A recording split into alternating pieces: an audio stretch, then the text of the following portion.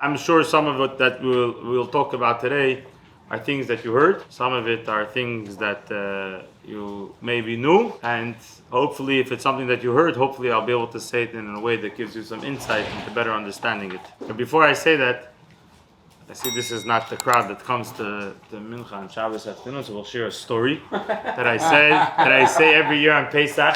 But nobody, I don't want anybody to scream at me that I said the story already. So I'm telling you straight up front. I say it every year, the Pesach, one of the days, B'Pti Mincha Ma'ariv. Lubavitcher Rebbe, the Lubavitcher Rebbe, one year was making his Seder, and he was feeling very, very high. He was feeling like he was, the Seder is not just about eating matzah and doing the steps. It's also about getting in touch with your inner self. It's also about connecting. And Lubavitcher Rebbe felt like he had really got in tune with himself throughout the Seder. And somehow he got a message from heaven, all good and fine, but you should know Chaim Treger Seder was nicer. Okay, so now he's curious. If he's such Chaim Treger, must be a very holy tzaddik. So and his student showed up, and towards the end of his Seder, his student showed up to watch him do his Seder. He said, does anybody know Chaim Treger? One guy says, I know Chaim Treger. Okay, without going into how they found him, they schlep a very drunk Chaim Treger over to Lubavitcher Rebbe. And when Lubavitcher Rebbe sits him down and asks him a bunch of questions, eventually he gets to the question, did you make a Seder tonight? So Chaim Treger says, yeah, I'll tell you the truth, Rebbe. I heard this morning that for 8 days there's no whiskey and no vodka, and maybe they didn't have Patron Silver, so there was no tequila either. Anyways, so what do you do if you need whiskey every day, a cup of vodka every day? You fill up the gas tank. So he drank enough to last him 8 days. I'm pretty sure that everybody could agree that it's not exactly the most sobering experience. Yep. He fell asleep until his wife woke him up, and she said to him that all the Jewish people are making a Seder, and you're sleeping on the floor. She probably used a few not such nice words. And so he got up and he said, listen, I am a simpleton. My father was a simpleton. A Seder, you want me to make a Seder? I never did this before. I don't know what it is. I don't know how to do these things. He says, but this is what I know. Our history, our fathers, our grandparents were slaves to a nation that tortured them. And God took them out of Egypt. God took them out of the country. We are also being tortured, but God will surely take us out as well. And he looked on the table, he saw the matzah and the maror and the charesis and the eggs and the wine. He put it all into a big bowl and he drank the whole thing down. And him and his wife danced. And until he collapsed again. And Lubavitcher Rebbe told his students this sincerity of understanding that what are we celebrating Pesach? That we went out of Egypt. And what are we celebrating Pesach? That we're going to go out of Egypt. Out of our Egypt. This sincerity, this simplicity was the most precious thing that God had tonight. So with that introduction, I know that the Seder happened already. So at the end, we'll try to tie it in to the next days of Pesach. It comes to the Haggadah that we all read. So one of the paragraphs of the Haggadah says, Hey lach ma'anya, da'achal avasana. This is the bread that our fathers ate, Ba'ared Mitzrayim, in the land of Egypt. Kol d'chvin, anybody who needs Yeseh v'yechol should come and eat. Kol d'tzirich, anybody who needs Yeseh v'yisach should come and do the Passover sacrifice. Hashata avdin, now we're slaves. Shana above nechayer, next year will be free. Hashata hacha, now we're here. Next year, L'shana above, Ba'ared Yisrael, next will be in the land of Israel. And this paragraph is a very, very funny paragraph. It's totally out of place. But we're sitting by the meal already. For most people, by the time they get to starting Magid, they finish, unless you have a very small Seder of 3-4 people. If you have more than 10-12 people by your table, which most people have by a Seder, we try to group it up. By the time you got to Magid, you started Magid, you're 45 minutes into your meal, just washing karpas, kiddush, setting up the kaira. It's at least 45 minutes in. And what do? You wake up in the morning. Oh, guys, if there's any guest, right? Most people don't see anybody at that time. What are any guests? Then what do we say? We say this is the bread that we ate in Egypt. Everybody knows that the reason we eat matzah is not because they ate matzah in Egypt, but because when they ran out of Egypt, they did not have matzah. So it's not the matzah that they ate in Egypt, it's the matzah that they ate outside of Egypt. And then, to top it all off, what do we say? What does this have to do, this whole prayer at the end? We're trying to say the story of going out of Mitzrayim, and we end off with a prayer. This year we're free, this year we're slaves, next year we're free. What does that have to do? We're trying to say a story.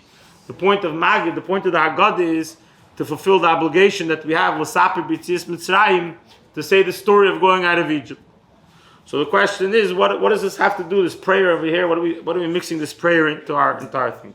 The truth is that this talk that the Rebbe gave, the Rebbe went through the whole Haggadah and asked maybe 20 or so questions on paragraph after paragraph after paragraph after paragraph, and showing how there's so many things in the Haggadah that are hard to understand in the simplest, if you're just reading and translating and trying to get the simple thing. But it's, last time I kept everybody here for 90 minutes and I was told, wow, that was a good class. It was long, but it was a good class.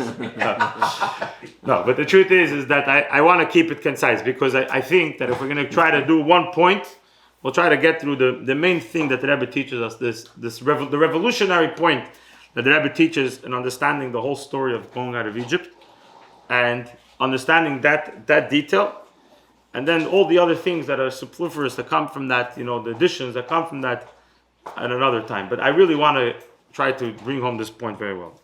So the Rebbe says, the Rebbe says there's a massive question every single person has, or should have, and I put myself under the list of should have had, when we sit down by the Haggadah, when we sit down by Passover. The Rebbe says this question is such a bothersome question that we know without going into all the details, what's the structure of the Haggadah? What's the structure of the Haggadah? The structure of the Haggadah is that it says in the Torah, "V'gata levincha," you should tell your son, right? So what's the first thing we do in the Haggadah? We ask the 4 questions, right? And the rest of the Haggadah is answering the 4 questions that the son has. But it's a good question. What? That's why God answers the question. Yeah, how does the Haggadah answer the question? Okay. Anyways, but before we get there, so seemingly the paragraph, the Rebbe says the paragraph of Helach Manya is prior to the 4 questions. Which means, says the Rebbe, what does that mean? That Noch Eder der Ben, prior to the son, who's going to ask the questions, which that's the whole point of how we're going to do the Haggadah, Hot Ayediyah in the Pratik Inyan HaShibud in the Flesh Gula, before he gets into the details and he wants to ask why did this happen, how did that happen, and so on and forth, there's a kasha, there's a question. He has a question before he even starts anything. What's the question? The question is like this. The question is a very simple question. When people do something, we expect it to have an expiration date because we're humans.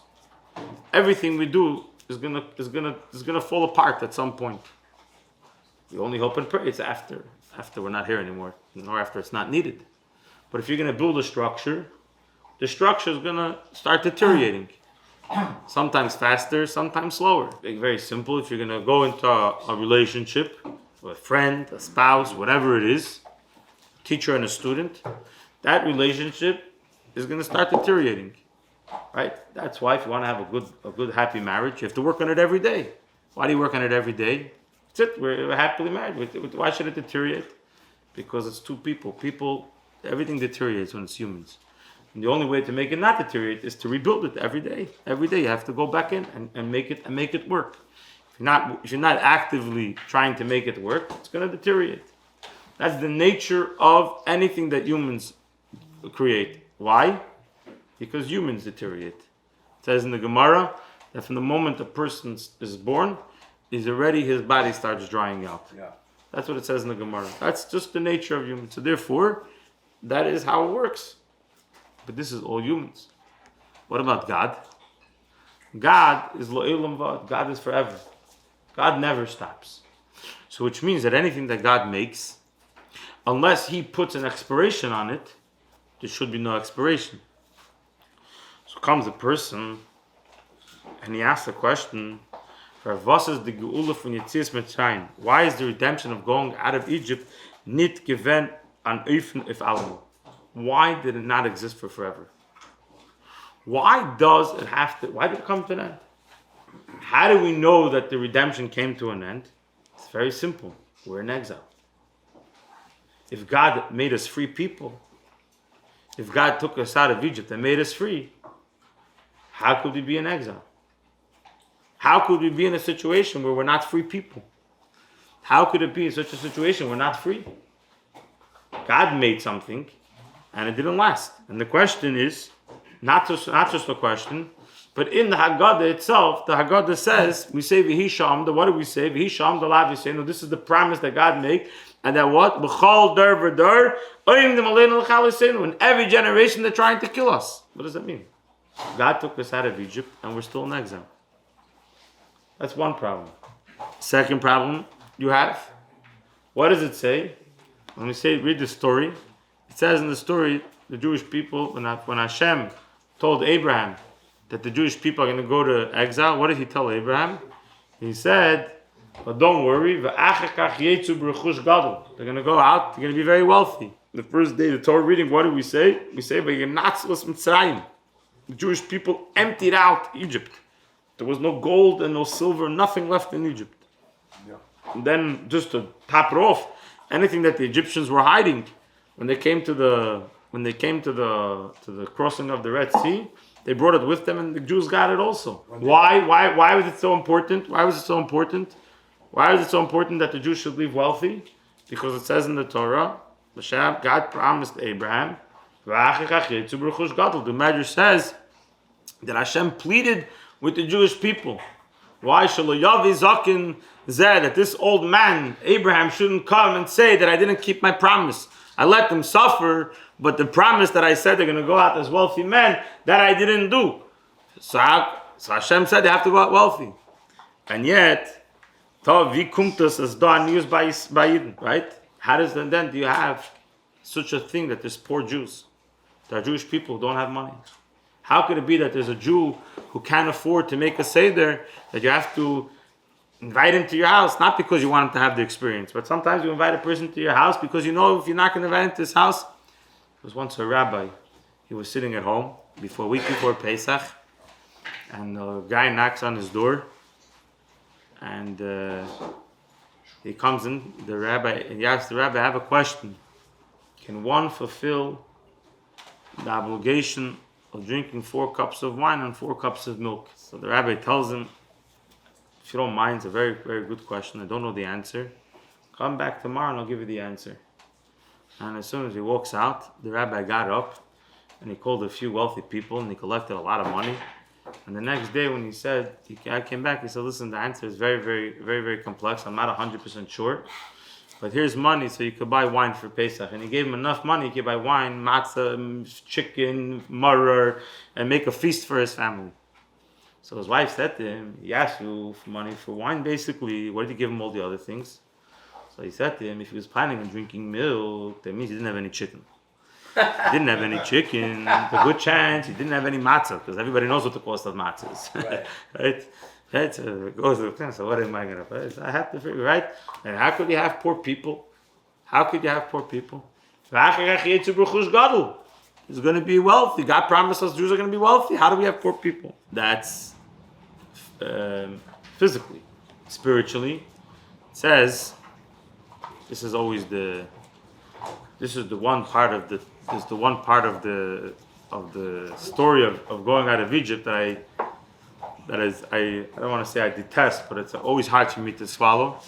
But right, what does it say? It says that by Makas Choshech, when it was dark outside, it says why did God make that it should become so dark outside the Egyptians can't see anything? Because in the beginning of Parshas B'Shalach, it's going to say, it says Vayhi B'Shalach Parei, it says V'chamushim Alu Mitzrayim, which literally translates that they went up armed. They went out of Egypt armed. Yeah. But the Medrash says V'chamushim means, and Rashi brings it down in this commentary, I believe, that Chamushim means that they went up, only 1/5 of the Jews went out of Egypt. Where did the other 4/5 of Jews go? From the word chomish, a fifth. Chomish means 5. Chomish is a fifth. That's a play on the word, right? That's the word. Yeah. So where did they go? So the Medrash says that by Makas B'chiris, all the Jewish people who didn't believe in God, etc., God said, you don't believe in me, you don't believe I'm going to take you out of Egypt, you don't have to go. You could stay right here. And he let them, he didn't want them to stay in Egypt. So they all died. And the Jews were busy burying them. And since the Jews were busy burying them, so therefore, in order that the Egyptians shouldn't say, hi, even the Jews are bad, so Hashem, it was darkened. Now, exactly how they didn't notice that 4/5 of the population disappeared in 7 days, it's a good question for another time. It reminds me of a story, and when I heard the story originally, it was names, literally, there were names given to people, but in 1927, the previous Lubavitcher Rebbe, the previous Rebbe, was arrested. He was arrested for fighting communism, and he was supposed to be put to death. And the last minute pressure from outside governments, they changed it to 10 years of prison. Then they changed it to 3 years of prison. And it turned out that it was about 10 days in prison, and not even. And then, but they told him the condition of freedom is you have to leave Russia and you have to go to Poland. So the Hasidim that were in Russia afterwards were never going to see the Rebbe again because he couldn't get out of Russia. And so one day, by a Hasidic gathering, there was a group of Hasidim, and they probably weren't just drinking wine. They were probably drinking something a little better. This, and it was exciting. And they started singing and dancing. And then a group of them took their chairs, and they made it like a train, like the band. They made it like a train, and they started singing, "We're going to the Rebbe, we're going to the Rebbe," whichever tune they were singing, "We're traveling to the Rebbe." And there were a bunch of other Hasidim that were around, that were standing there, sophisticated and intellectuals, and they started laughing at them, this childish game. We're going to the Rebbe, we're going to the Rebbe, just playing these childish games, sitting on chairs as if you're traveling to the Rebbe. And the story goes that every single one of those people who were sitting on the chairs made it out of Russia to see the previous Rebbe, and what happened to the rest we don't talk about. So this idea is that if you believe, the Eibishter is going to take you out, and God forbid the other way around. Yeah. So comes out that when the Jewish people left Egypt, how many evil people were amongst the Jewish people? 0.0. They were all there. They weren't there. So comes the question: Hein wie bald as jeden was einer Reis mit sein nicht gewen kennen scheuen ist wann kommt mit einmal ben Rasha bei jeden. We're about to read about the 4 sons, and one of the 4 sons is a Rasha, an evil person. He's so evil that what do we tell him? Ilu hayasham, we tell him to his face, if you were there, loy hayanigol, you wouldn't have been redeemed. How does that guy show up over here? He's supposed to be the loy hayanigol. He's not supposed to be here.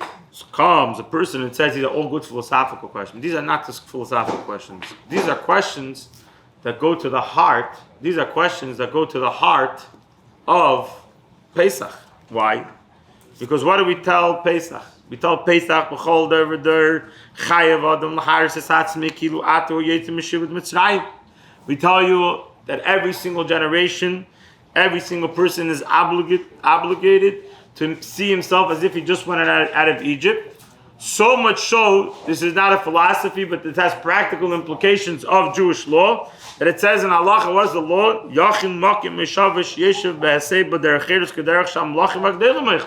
We have to sit in such a way, the way the great kings and the free men sit. And here, at the same time that we're saying that we're sitting as free men, and we have this opposite point where we're not actually free. The freedom that we got, that we're celebrating, that we became free, never happened. How could those two things be? How could we say that we're free? We were never free. God did something and it didn't last. The freedom that we're celebrating was not everlasting. So this is a very good question. It's such a good question that the person who wrote the Haggadah, which, just so that you have info, if someone ever asks you, we don't know who wrote the Haggadah. We don't know. The earliest record we have of the Haggadah is, I believe, somewhere we're somewhere in the year 900. Somewhere in the year 900, we find that people are speaking about a Haggadah, which means that there was a Haggadah already. So that's the earliest record we have of the Haggadah. But 900 C, whatever, 1300 years ago, 1400 years, 1500, whatever, 20, yeah, so 1300 years ago. That's the first record we have of Haggadah, somewhere in the 8th, 9th, or 10th century. So who wrote it? We don't know. We just know that it existed already at that point. And this guy, he knew, whoever put together Haggadah, he knew that every single Jew around the world is going to be bothered by these questions. And so he had to answer the questions. So now the Rebbe is going to take us through a reading of the paragraph Heilach Ma'anya, which again I'm going to read and translate, and then we're going to go through it, and we're going to read it the way the Rebbe learns each line in this paragraph, and we're going to see how this beautifully answers every single one of those questions. But first, let's go through it the way it's just translated. Heilach Ma'anya, this is the bread, the challah v'sana, that our fathers ate. Where did our fathers eat it? Ba'ared in Mitzrayim, in the land of Israel. Hashato, kel d'chvin, yesev yechel. Anybody who wants should come and eat. Kol d'tzrich, anybody who needs, yesev yisach, should come and do the sacrifice of Passover. Hashat hacha, now we're here, L'shana haba ba'ared of Israel. Next we'll be in Israel. Hashat ha'avdin, this, now we're free, L'shana haba b'nechem. And the Rebbe deals with the first question that we asked before, and the Rebbe says, what does it mean? The Rebbe says that the matzah that they ate outside of Egypt, by the way, just so that you know, how do we know that it's the matzah that they ate outside of Egypt, not that they were poor people that ate matzah inside the land of Egypt because they had nothing else? Because it says, when we read later on the Haggadah, we say matzah zu shal noechem, this matzah which we're eating, al shumma, why are we eating it? Al shum, because shelo yispik b'tzeka shel haviseinu la'achmitz, because they didn't have time to bake the bread, and Hashem took them out of Egypt. Right? They didn't have time to wait. Says the Rebbe, nevertheless, comes the Baal Haggadah, the one who wrote the Haggadah, and he tells us this bread that we're eating, that the Jewish people ate outside of Egypt, says the Rebbe that they ate it, it's as if they ate it inside the land. Why? Because the Rebbe wants to come, the Rebbe says over here, the Rebbe comes over here and the Rebbe says, and this is the core of the revolution of what the way the Rebbe sees the whole Heilach Ma'anya and the whole Haggadah. The Rebbe says, is nit givem the Lahadish to point out as the Eifen Ha'yitziyah from Mitzrayim, the way the Jewish people left Egypt is nit givem b'shleimus. They were never ever completely redeemed. When as idim mitzad atzum zayin nach keilu verblieben in Mitzrayim, Jewish people chose to stay as if they were still in Egypt. I heard my father repeat this talk many, many times, and every time he always says that when the Rebbe repeated this talk, the Rebbe used the expression, they left Egypt, but they took a small piece of Egypt and put it in their pocket. They couldn't give it up. They couldn't give up their being in Egypt. They took it with them. So therefore, the matzah that they ate after they left Egypt, yes, God took them out of Egypt. And had they not taken that piece of Egypt with them, it would have been a complete redemption, which we would never have anything else. But the Jewish people chose to take Egypt with them. And therefore, even after they left Egypt, they were already outside of the country. They ate the matzah because they didn't have time to bake it. But because of their actions, it was ba'ared in Mitzrayim. It was as if they were still in Egypt. They were still in Egypt because of their choices. It says the Haggadah. Oh, 1 second. If we're still in Egypt, so now everything makes sense. Now I can tell you, in order to explain to you that we're still in Egypt, he continues. He says, "You want to hear something? Because of that, kol d'chvin, kol d'tzrich." Now we understand very clearly why do we still have poor people? Why do we have people who are evil? Why do we have Rishayim? God forbid, nobody's evil. Why do we still have Hashat Hacha? Why are we still here in Egypt? Why Hashat Abdin? Why are we still slaves? Why all these things? How could it be that God took us out of Egypt? He did an act of God, and it didn't mean a complete religion, a complete redemption. The answer is because Avasana Ba'ara the Mitzrayim, our forefathers, they wanted to stay in Egypt. They couldn't take themselves away from Egypt. They needed to take a little of Egypt with them. And therefore, when they went out of Egypt, and they took a little bit of Egypt with them, so God's promise, God, the words you're going to be a free people, it can't be fully complete. Why? Because we didn't fully go out of Egypt. This that we say that where did it come that you have that if all the Rishayim perished inside of Egypt, yeah, but they took Egypt with them. And so they have that negative thing with them, the slavery, the mentality of slavery, to continue being slaves is still with them. You just make me think. I did not think that being taken out of Egypt, out of slavery, means full redemption, ideal world. This is what you explaining what we don't have. Correct. I did not understand that. Being taken out of Egypt, you're redeemed partially. You are not a slave anymore, but everything else. No, because what does it say in the Haggadah? It says in the Haggadah later on. It says when it Not talks mental, about not physical slave. But Yeah, it's there are other you things. change your geographical location. That's about Exactly. it. I mean, Why does it have to be a full redemption? Right like, there. Like after Mashiach. later on the Haggadah quotes a pasuk that says when it's talking about going out of Egypt. Oy hanisa elakim lave lakachas lagoy mikarev goy. Did it ever happen at another time that another God tried to take one nation out of another nation? What does that mean? One nation, well, yeah, you geographically change from one to another. Yeah. That happens all the time, right? You take so what does it mean? But not Nisa, God's making this big wonder he did it? Well, yeah, it happens all the time, right? The answer is not in such a dramatic way, but okay, so drama. Not such a moment. People So we're now- gonna clap for God because he's a drama queen. I mean, that's one of the reasons. so the answer is that what does it mean to take a nation out of another nation?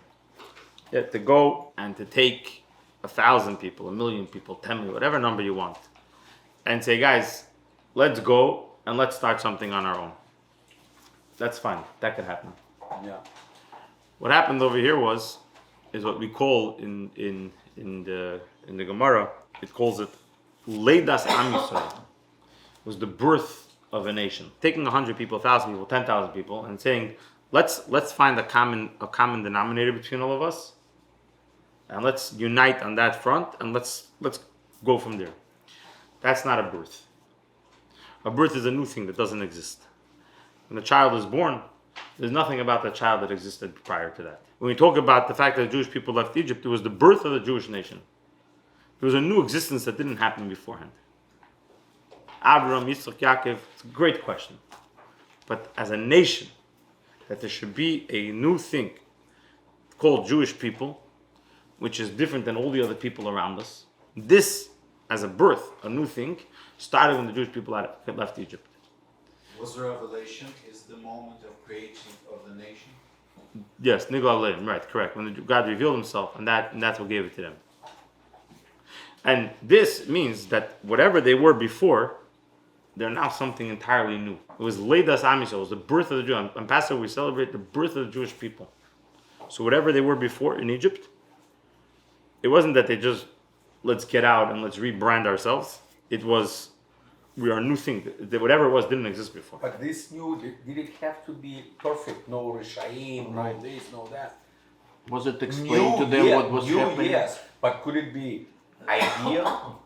Is that? Because the question you're discussing here is why we are not ideal. You explaining that. We should have killed everybody. Take Moshe, Aaron, couple of his, 4 of his sons, some women, maybe some righteous people, and just get out of Egypt. We would have been perfect. It would have been a great redemption. You know who had that idea, by the way? Yeah. That exact idea? I'm sure some Adolf Hitler. I mean, no. God had that idea. Oh wow! Really? Exactly that idea. God said. Moses said, God no, forbid. I'm gonna take you and let me kill everybody else. At one point, when Moses said, Well, he got tired of when he got of the tired, rest then of he them. said, Yeah, "Let me that's- kill him." And what did Moses answer him? What did Moses answer him? But you can erase me from the memory. But what did he answer him? What was the logic? He explained to him why. What? He wants to, like, if you want to He start- said if a chair, he said said if a chair of 3 legs is not going to survive, Abraham, Isaac, and Jacob, how is a chair of 1 leg, just me, going to survive? I didn't say 1. I said like 15, maybe 20. Yeah, but it's all based on Moses, right? It was Moses and his children and some righteous people who follow him. So it was all Moses and just an extension of Moses. What's the difference between 1 million people following Moses or 15 So that's people but following again, but Moses? here's again. They would not survive. I mean, it's always going to be the Tana Miram and the Hashem would Jewish people make sure that they. like I said, all good people left, but the Tana and Miram, those two, Right. caused the trouble, and they. Yes. Yes.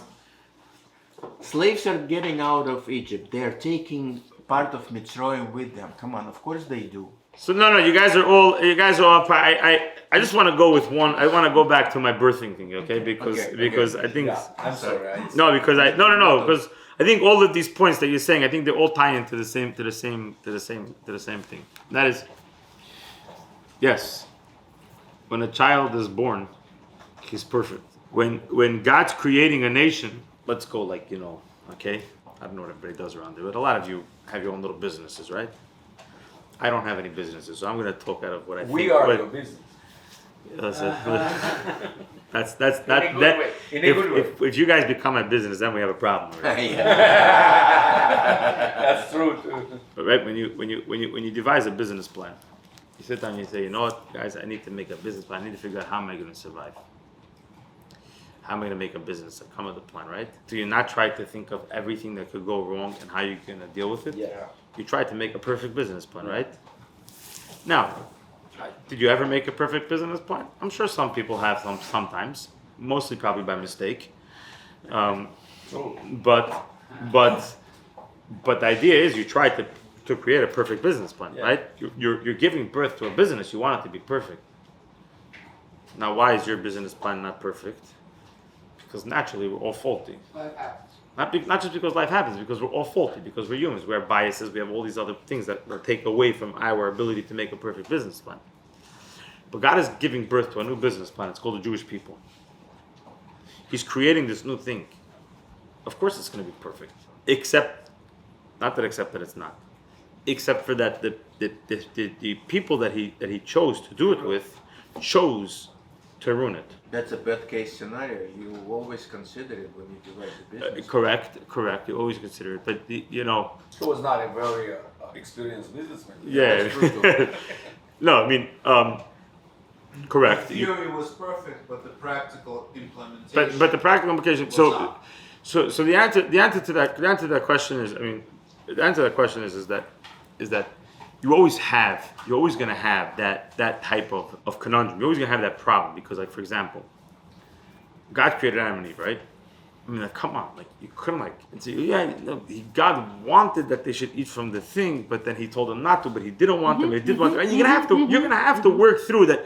God wanted something to be perfect, but He really wanted that it shouldn't be so bad. So what are you getting so angry for, right? Like, come on, you wanted it to happen. Like, why are you getting so upset? Like, I mean, you wanted the process of right. So you're always gonna have that thing. You're gonna have to play with it. Yeah, dance. No, it's a conflict. Yeah, Right. it's a conflict. You're gonna have that conflict. conflict. So you're right. So you're right. I mean, God couldn't like just pick out the ones that are gonna make it work and not take little Egypt with them. And then there's this. Obviously, like we're gonna see in a second, there was a reason why God wants this whole process to happen. There's a reason. Good reason, bad reason, nice reason, not whatever. Like that's already, we could have that conversation another time. But obviously when God creates something to be born, remember, going out of Egypt was not a geographical thing at all. I mean, it happens to be, it was, but it was about making a Jewish people, and it was about the birth of Jewish people. I mean, this to read over here. The B'tzias Mitzrayim, Hayoleidus Am Yisrael, is the birth of the Jewish people. Umekivan sheb'shas haleida lo hoysa mitzir shoroshoyz elu kilu im bo kaka. So the Rebbe says it's slightly different. The Rebbe says it like this. The Rebbe says slightly different than the way I said it. The Rebbe says, if at the birth, since nobody over here is a Rasha, so I could say it this way. And if you know any Rashayim, you should know I don't mean that. First of all, thank you. A Rasha is a defect. If a child is born without any defects don't come later. Yeah, a car crash, or this, or that, but that's not a defect. By defect, I mean, if you're born with 10 digits, you're not going to grow an 11th one. Right? And we're saying the Jewish people were born, and all the older Rishayim perished, which means only the perfect ones left, right? So then, where did the Rishayim come from? Where did the defect come from? Where did the 10th digit? Where did the 11th digit show up? How did the 11th digit show up? I mean, we came out right, and the answer is because when we were born, there was a, you know how some people are apparently, like for example, humans are flawed because that's the nature of human. Apparently, sugar, what's it called? Diabetes. Apparently, diabetes. There are a lot of people who have sleeping diabetes inside of them. Yeah. And something happens to them in their life, and it comes out. And if that thing never happens, they could live their whole life without their diabetes ever being awakened, right? So apparently, the same thing was with the Jewish people. God, when we created, was perfect. There was no 10th digit. But then there was like this sleeping thing inside the Jewish people.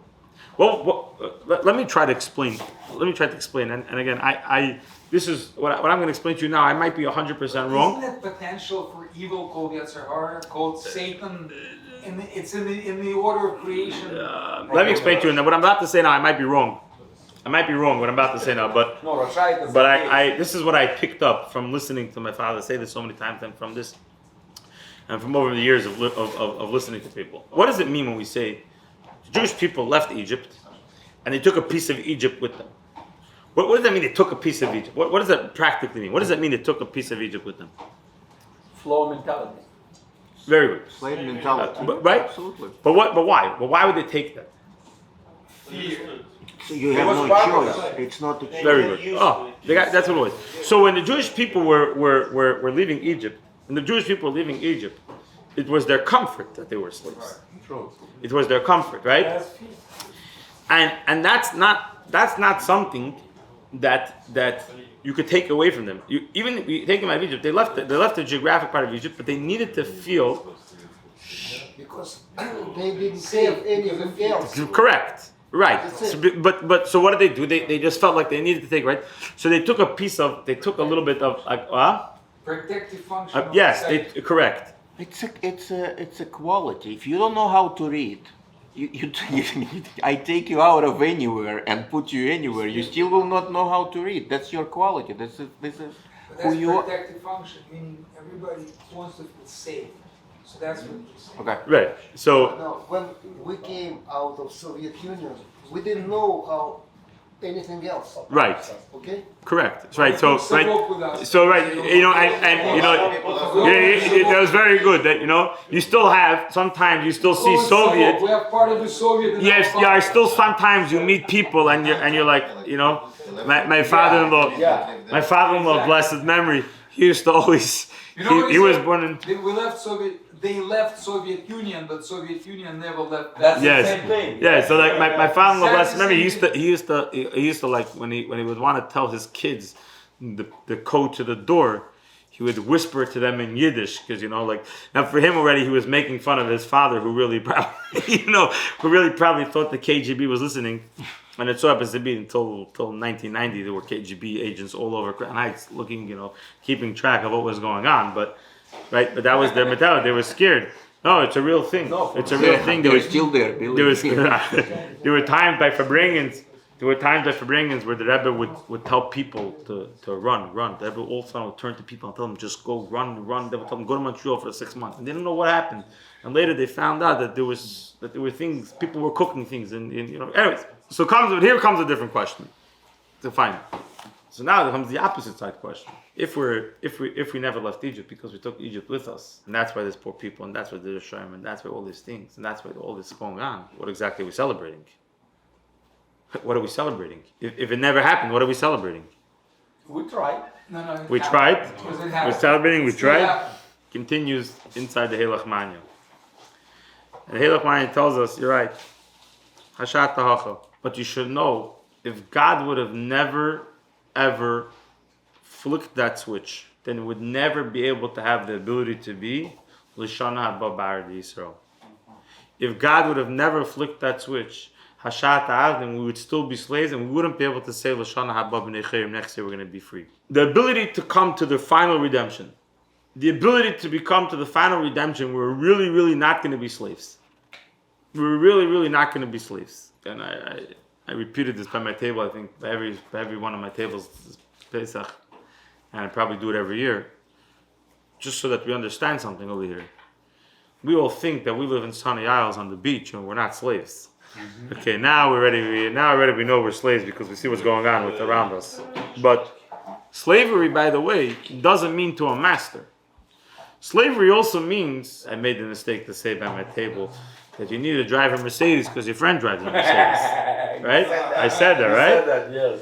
But that is slavery. That is pure slavery. Like you're slaves. Yeah, and I've never, I shouldn't say, like I said, like I shouldn't say I never, but I could say honestly that I've maybe met a handful of people in my life who are not slaves to that master. Everybody in some part of the life. What? Material wealth.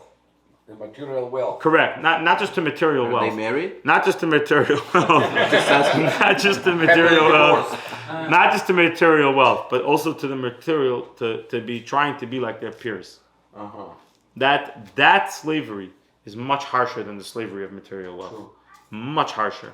And to be slaves to the peer pressure of our friends, to be slaves so that we have to fit into the crowd around us. That slavery is a master of all masters. It is the harshest one to get free of.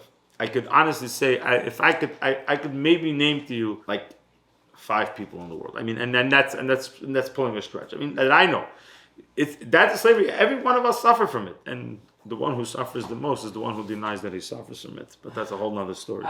Says the Rebbe, but that switch that we could really get free from it. It's possible to be free from even that master. It's possible to be free. That is because we went out of Egypt. So what we're celebrating when we come out of Mitzrayim, when we come out of Egypt, we're celebrating Pesach. We have to understand we're celebrating 2 opposite things. We're celebrating 2 opposite things. We're celebrating on one hand that we were kind of freed. And we're kind of being, I want to say sad, celebration, not joyous necessarily, but celebrating, we're reliving the fact that we never really left Egypt. It's important to remember that detail. It's important to remember that we never really left Egypt. When we start off the Haggadah, the first words we say is that this is the bread that they left Egypt, but they were still like they were in Egypt. That's the first thing we say in the Haggadah. The first words we're going to say is that we never, ever really left Egypt. Important to remember that. And as important is to remember, but that's when it all started. And our journey that we're going through now, and perhaps, and this is only because you guys really put me under pressure, so I'm going to go there, but I don't know that what I'm about to say is true, but I don't think it's wrong either. That perhaps the fact that God allowed them to take Egypt is because the journey that we're traveling through now, and the way we're going to come to the redemption, and what I'm about to say is for sure true, is the redemption is far greater than the redemption of when they went out of Egypt. And we'll see that in a second, and we'll get to that in a second. But those 2 things, to celebrate those 2 things at the same time. Remember that we were in Egypt. And remember that when we left Egypt, we couldn't really tear ourselves away from it. And at the same time, recognize and appreciate that it's the beginning of the journey where we're going to further on. And this takes us to something which is totally unrelated, but I'm going to try to tie the 2 together. And that takes us to the next days of Pesach, which are going to be Sunday night, Monday, Tuesday. There's something unique about the 2nd days of Pesach that we don't have on any other holiday. And that is, we're not going to say Shechianu. On Rosh Hashanah we say Shechianu. On Yom Kippur we say Shechianu. The first days of Sukkot we say Shechianu. The last days when Simchas Torah, those holidays, we also say Shechianu. First days of Passover, we say Shechianu. We say Shechianu on the first day of Chanukah, and we say Shechianu on Purim. We say Shechianu on Shavuos. The only time we don't say Shechianu is the 7th and 8th day of Passover. Why? Why don't we say Shechianu?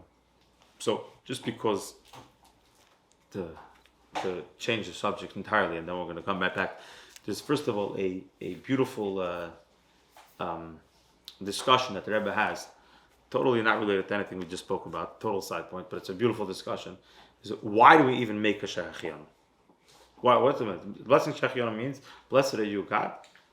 Shechianu, which kept us alive. Kiman, who kept us here existing. Vigyon, he brought us to this. Brought us Lizman Hazeh to this time, right? We're celebrating that we came to this time. Says there, what is this blessing? What are we celebrating this blessing? So it's brought down. It says there, it's brought down that there's 2 different ways to understand this blessing. First of all, when do we make the blessing? Just total side point. When do we have to make the blessing besides on the holidays? If a person eats a brand new fruit, very good, eats a fruit that totally just came into season, something he hasn't had since the last season, you'd make the blessing.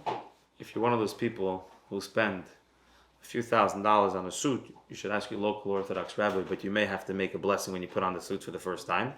If you're like me and $300-400 is your cap, you don't gotta worry. When you buy a new talus, in theory you should put on makeup. In reality we don't. But in theory, when you buy a new talus, you should make a shechianu. In practice we don't, but in halachic theory we should. Tefillin. What? Tefillin. Tefillin we don't either, because for totally different reasons. But in practice, in theory, right? When we come to something, why? Because what shechianu? We have this new thing. We have this new thing that we never had before, and now we have it. So some people say the same is true when it comes to Yom Tif. It comes the holiday of Sukkot. Wow, it's a beautiful thing. We never had this. We haven't had this since the last season. Let's make a shechianu. It's exciting. Huh? No, I know where you're going. So. Right? It comes the holiday of Shavuos. It's exciting. It's something we had. There's another way to look at shechianu. That is that it has nothing to do with something new. Part of the way to celebrate Pesach is eat matzah, don't eat chametz, and make shechianu. That we came to this time. It's part of keeping Pesach. Part of keeping Pesach is to be grateful that you came to Pesach, regardless of the fact that it's a new thing and it's not an old thing. Regardless of that. What would be the practical difference? Says the Rebbe. What would be the practical difference? The practical difference is what happens if you forgot to make the shechianu on the first day. If you forgot to make shechianu on the first day, so if it's because it's exciting and it's new, well, the second day it's not exciting and new anymore because you had it already yesterday, right? If you eat, for example, a new fruit, let's say you ate the star fruit, then the next time you eat a star fruit, you say, last time I ate it, I forgot to make shechianu. It's too late. You already were excited. It's not excitement anymore. But if it's the reason you make the shechianu is because part of the way to celebrate Passover is to say, thank you God for giving me Passover by bringing me to this time. So it doesn't matter, day 1, day 6, if you didn't say it, you got to say it because that's the way you celebrate Passover, right? What happens on Pesach? So on Pesach, in reality we learn that in practice, in halacha, we follow the second way of understanding it. And the reason we make the blessing is because it is celebrating. Part of celebrating Passover is to make the blessing. Part of celebrating Passover is to make the blessing. Thank you God for giving me Passover. First 2 days. Well, the reason we do it the first 2 days is because we're not really sure which one is the real day of Passover. The first day, what happens? So what's then the difference between Sukkot and Pesach? Sukkot, we made the blessing already the first days, and the second days we didn't. So the answer is because a little secret that most people don't realize is that the holiday of Simchas Torah is not part of the holiday of Sukkot. The holiday of Simchas Torah is called the Vayem Hashmini Atzares Tielachem. It's a separate holiday. It's not the holiday of Sukkot. We say Shianu for Shmini Atzeres. So therefore, you have to make Shianu because it's a new holiday. You have to say thank you Hashem for giving me this holiday. On the other hand, the holiday of Pesach is the continuation of the first day. It's one holiday that goes on for 7 days. So once you made it the first day, you don't have to make it the rest of the days.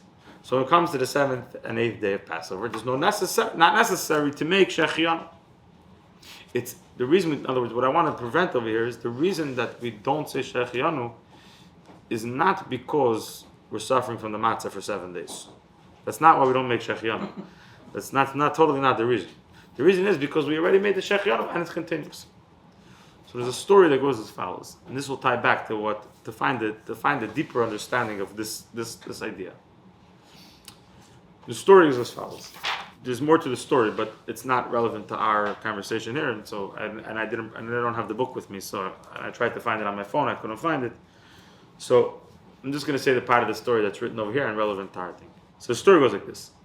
The story goes that in the year, I don't remember the year now. So the story goes like this: the 5th Chabad Rebbe was once sitting in his dining room, in his kitchen, and he heard an argument between two of his granddaughters. He had 3 granddaughters.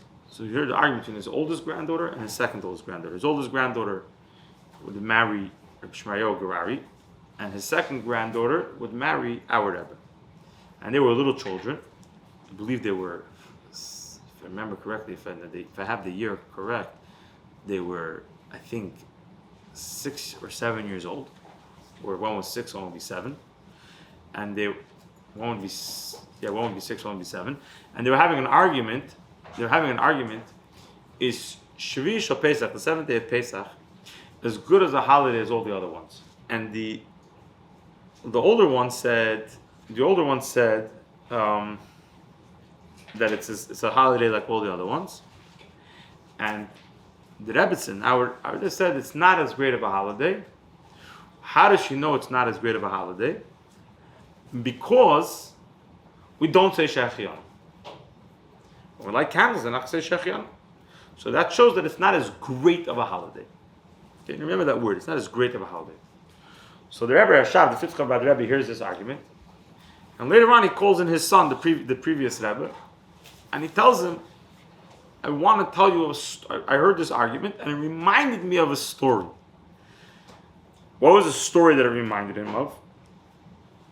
It reminded him of a story that happened way earlier with, I think, him and his brother, and they were having a conversation about what's the reason not to say Shechianu on the 7th day of Pesach. And the older brother, I believe it was, said that the reason we should say the blessing is because why do we celebrate the 7th day Passover? Because when Jewish people conclude 7 days of hard work, not eating chametz and eating matzah, they deserve a holiday. That's what he said. So the Rebbe says this. The Rebbe says, what are we celebrating Pesach? The first days of Pesach, we're focusing on the part of the Haggadah that says, we're focusing on the fact that we went out of Egypt. That's what we're focusing on. And so we say Shechianu, we say thank you Hashem for giving us the holiday. The second set of Passover, we're focusing on this other point of the holiday of Passover, which is that Lashana Haba, that we have the ability to go out of Egypt, right? We crossed the Red Sea. We have the ability to go into the future. We have the ability to go and to finally come to the Har Sinai. When you read what's the first word of the song that they sang after they crossed the Red Sea? Oz Yasher Moshe. Then Moses will sing. What do you mean then? They sang it right now. Says the Gemara, Oz Yasher Moshe, because Moshe, it's really talking about the song of Mashiach. How does it end? It ends with the words, Mikdash Adna Kohen Yodechad. God is going to build a temple. God never built a temple. People build temples. What does the Medrash say? The Medrash says when it comes to the third temple, who's going to build it? Mikdash Adna. It's going to be the temple of God. So the whole celebration of going crossing the Red Sea is really a futuristic thing. It's talking about the future. It's talking about our potential to become real free people. If you want to read the Haftorah of the 8th day, what's the whole Haftorah of the last day of Passover? The Haftorah of the last day of Passover is Cheter, I don't remember the words, but Cheter Yetzer Cheter Megezer Yeshai, that is going to come a Redeemer when Mashiach comes. What's we celebrating the 8th day of Pesach? We're celebrating the redemption of Mashiach. So why don't we say Shechianu the 2nd days? Because we're not celebrating. Now we're focusing not on the part of the Haggadah that says that we left Egypt. Now we're focusing on the part of the Haggadah that says that we have the potential to go out of Egypt. And why are we celebrating if it's only a potential? Because you have to understand that this potential that we have is far, far greater than we went out of Egypt. And in short, because I see the time is running, when God comes down and says, makes drama, 10 plagues, it's exciting, right? People were not ready for anything that goes on. All of a sudden, God takes them out of Egypt. They don't know what's coming. They don't know what's coming. They don't know what's going. They feel like, what's their comfort? We got to take a little of a slavery mentality with us. That's going out of Egypt. It's a boom, right? It's like this massive thing. You just run with it. What happens when you spend, unfortunately, 2,000 years in exile? You want to become free, you have to work on yourself. There's going to be the same revelation. Exactly the same revelation is going to come down. But there's going to be a massive difference. We've worked for 2,000 years that when it comes down, we're ready to accept it and understand it and realize that that's our real comfort. And then when we go out, That's never going to change because we rid ourselves of that little Egypt. We rid ourselves of that little Egypt. Not by any other means, but because we worked hard for 2,000 years. And just to end off with a practical something, we said that we celebrate Mashiach on the 8th day of Passover, which is Tuesday. That's why in Chabad, the Baal Shem Tov started a tradition that there should be a meal on the 8th day of Passover at the very end of the day. So Passover, I think, goes at around 8:25. So around 7:45, you should sit down. Baal Shem Tov said everybody should wash. And Baal Shem Tov said everybody should eat matzah. Why? Because we're celebrating going out of exile. Just like we ate matzah when we went out of the first exile, we eat matzah when we go out of this one. You have to eat matzah to celebrate it. The 5th Chabad Rebbe said, we got past that already. We're further down the line now. And he said we have to drink 4 cups of wine, just like the 4 cups of wine that we drink to remember that we went out of Egypt.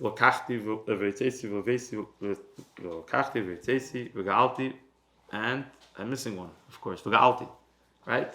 And now, there's that 5th Chabad Rebbe, we have to drink 4 cups of wine now also. Why? Because we're celebrating, it's called Tzudas Mashiach. We're eating a meal for Mashiach. This potential that we have, we're getting closer to it. It's really, really a time. Soon we're going to say Shechianu on the 7th day, because soon this Mashiach thing that we're celebrating is not going to be a potential anymore. It's going to be our reality. And L'chaim may be very soon. Wow.